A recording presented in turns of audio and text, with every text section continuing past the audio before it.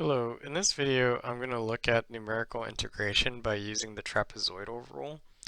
Now the trapezoidal rule basically tries to minimize the error because, for instance, when you first learned about using numerical integration by left sums and right sums, you probably learned that if a function is increasing on its domain, that the left sum is actually going to be less than the integral from a to b of f of x dx, and then you learn that the right sum is actually going to be an overestimate.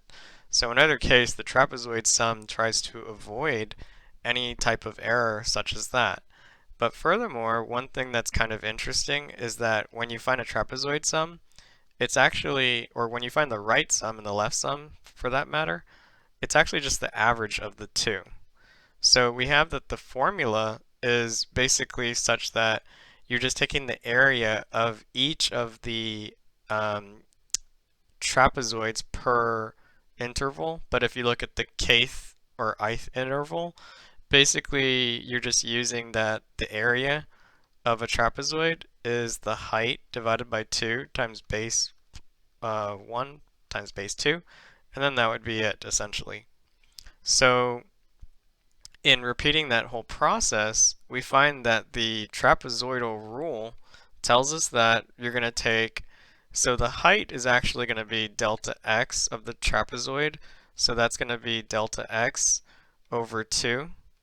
But basically, if you think about it in terms of the left and the right, essentially you have that the left sum is everything that's to the left. So essentially you have, for instance, f of x0 plus f of x1 plus all the way down to f of xn minus 1. But essentially you're adding as well the right. So you're avoiding f of x0 for the right, and then you're going all the way down to f of xn. Now, in this case, if you're adding both of these two, it's like you're doubling the interior points, and all of this is divided by 2. I wrote it a little funny, but it's okay. So in either case, we have that that's where the 1/2 came from. And yeah, I think I might have forgot to put a delta x in the front. So we'll just put a delta x like that and just put another parenthesis like that. So that's where our delta x comes from. So we have that you take f of x0 plus 2 times the interior points, f of x1 plus f of x2, all the way down to basically f of xn minus 1, close it, plus the endpoint f of xn, and then that's it. So there we have our trapezoidal sum, and we can kind of see how it can be used. For example, so let's say that, we try to use it for a function that you're integrating, and let's say that you're integrating from 0 to 4, and let's say that this is 3x squared plus 2 dx. Now, if I go ahead and I use that n is equal to 4, that means that delta x is equal to, well, 4 minus 0 divided by 4, which is equal to 1. So we have our partition becomes from 0, 1, 2, 3, and 4. Okay, so now we just need to find, how can we find T4? Well, T4 is essentially just plugging in each of the each of the values. So we know that we need f of 0 plus 2 times f of 1 plus 2 times f of 2 plus 2 times f of 3, and then plus f of 4, right? Okay, so we know that we're going to multiply by delta x, but what is delta x? It's 1. So that means that we're just dividing by 2, essentially, or multiplying by a half for that matter, because of the notation, right? Delta x over 2. So this is t sub 4. Now, when you plug in 0, you get 2, so that's going to be 1/2 times 2 plus, well, when you plug in 1, um, basically you're going to get 5. So that's going to be 5 times 2, which is actually just 10, plus, okay, now here's where we need to plug that in. So you get 4 times 2, which is 12, and then that's 28, plus, okay, so now we have, that should be an f. Okay, so 2 times f of 3. So when you plug in 3, you get 27, 29, so that'll be 58. Okay, so that's going to be 27, yeah, 27 plus 2, which is 29, times 2 is 58, and then we plug in 4. So if we plug in 4, basically from there, you're going to get, let's see, 1648, so 50. Oh, wait, but we need to 1648. Yeah, 50. Okay, so that should be right.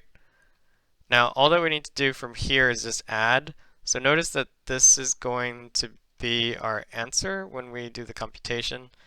So we have 2 plus 10 plus 28 plus 58 and then plus 50. Okay, but divide that by 2 and you get 74. Okay, so we have that the answer is 74 squared units.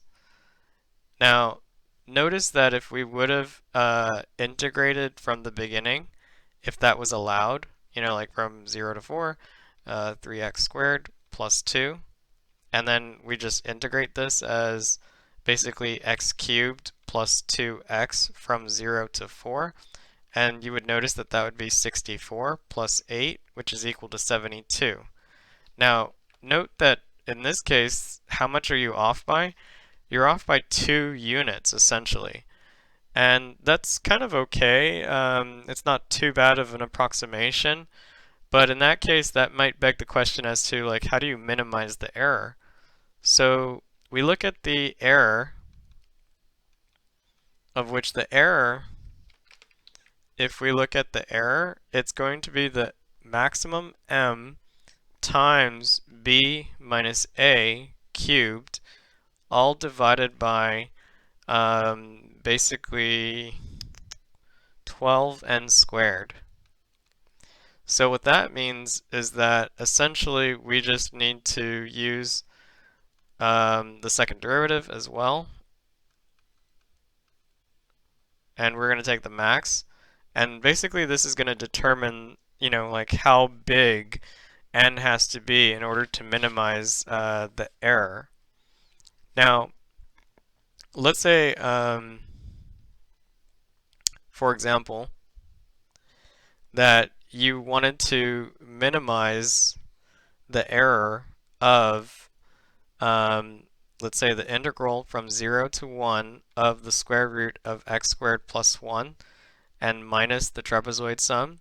Let's say that you want to minimize it such that you have 0.01 as your bound for the error. So what that means is that you would need to use this formula in order to determine what size n would have to be. And oddly enough, we figure out that if n is at least greater than or equal to 3, that's going to guarantee that this is less than 0.01. So in this case, if we go ahead and we calculate T3 for this one, basically if you calculate using T3, you'll find that, well, n is equal to 3, right? Which means that delta x is equal to 1/3. Now what that means is that you're using 1/6 essentially, and this is going to be multiplied by, so think of it like this. You're using the ordered pair or the points 0, 1/3, 2/3, and then 1. Okay, So you plug in basically the square root of 0 squared plus 1 plus the square root of 1/3 squared plus 1, but you need to multiply by 2, right? Plus, and we'll close that, plus 2 times 2/3 squared plus 1, and then you have plus, we have plus the square root of 1 squared plus 1, and then you just close it.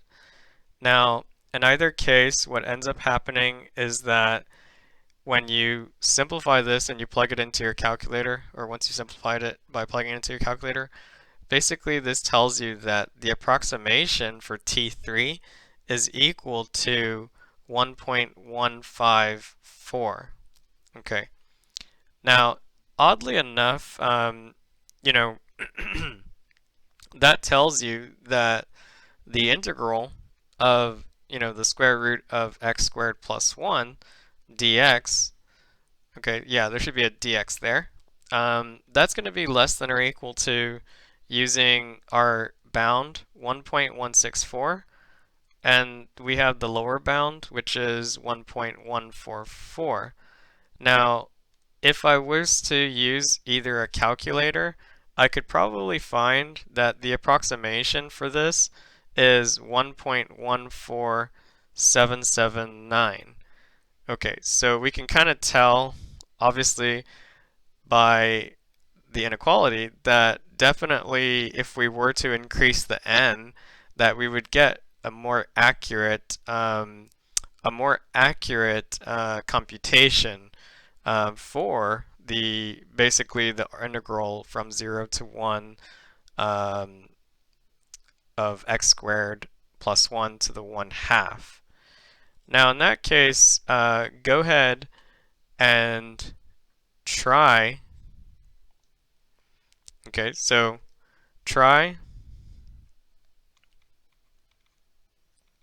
the integral from 0 to 3 of the square root of x cubed plus 4 dx, and use that n is equal to 3. When you do that, you're going to basically find that your trapezoid sum is approximately 9.4841 in terms of like the approximation. Now, if you were curious, let's say about the real value, well, the real value is actually 9.27972. So you can see that just with n equals to 3, you're actually still off by a little bit, but you're at least close within, and you can always use the error bound, the formula over here, to determine what size n would have to be so that the answer is correct up to, let's say, like 2 decimal places, or even 3, or even 4.